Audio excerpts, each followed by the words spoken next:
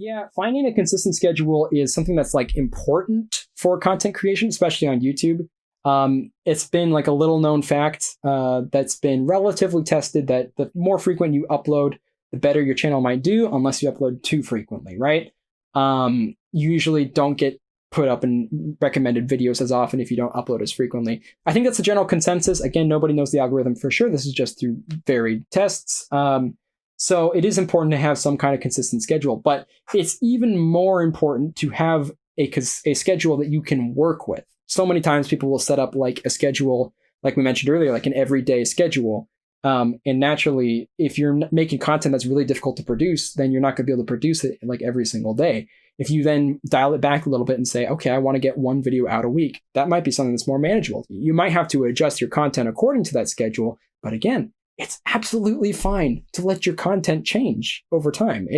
I think you just need to be very, very much open to that. So if you feel like your schedule is inconsistent, like sometimes you get things out really fast, sometimes you get really slow, you can try to find the middle ground of how much you can do in a given point of time. If you feel like if it's a mix of too fast and too slow, then dial it back a little bit. Even if you can do a little bit faster, save it for the next week or something, right? Weekly videos, I think, is generally a good thing to aim for most types of content, other than like really highly developed content, in which case you might move towards once a month might be a little bit more ideal. If you go a little more infrequent than once a month, then you're probably not going to be killing it in the recommended section just through tried and true tests. But then again, maybe your content is just to that point where you absolutely cannot release more than once every 3 months. Then release once in every 3 months. It's just important to set that schedule because you need to have a limit to your own ability. You need to time yourself.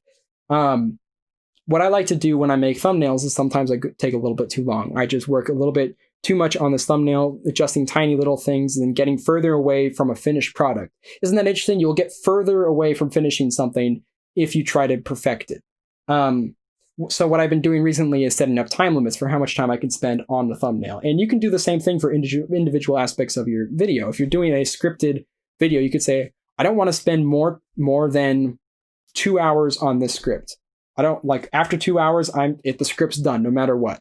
I'll just really quick read out the outro or something like that, right? You could try something like that, limiting yourself. Sometimes I take way too long trying to recite like all the scripts and I have to do like multiple takes. If you time yourself this way though, and then you time every individual step, editing, that's an amazing thing to put a time limit on yourself. You'll be fascinated by what you're able to do when you set a time limit on how long you can edit a video. So many videos get lost in editing because that's like the last step and it's kind of like the grindiest step. So many little steps on top of each other. If you set yourself a time limit like, okay, so I'm going to work on this video even just for today. Only today, I'm only going to work on this video for 3 hours. And then maybe that's a lot, maybe just 1 hour. I'm just going to work on this video 1 hour today, but I'm also going to work on it 1 hour tomorrow. Or maybe 1 hour in the morning, 1 hour in the night or something like that, right? If you time yourself, you can then start piling up more of those intervals of time. And this is just kind of applies to time management in general. People will say the same thing about completing homework on time or whatnot. And time management's not an easy thing to have a grasp of. But if you force yourself to not go over the creative line, sometimes you're going to feel the inspiration to go as far as you can, deep into the night, overwork yourself until you get burnt out the next day. If you can stop yourself from doing that, you can kind of retain some of that excitement for the days coming forward.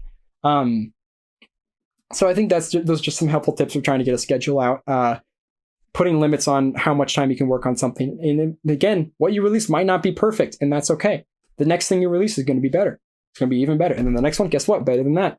If you started at perfect, where's all the fun? None of your projects would ever get better, right? I think that's just the general take on like schedule and management and making sure you don't overwork yourself, Hey there. You just watched a clip from my creative podcast. If you'd like to check out the full episode, you can support me over on Patreon. And if not, you can subscribe to check out more clips coming here soon.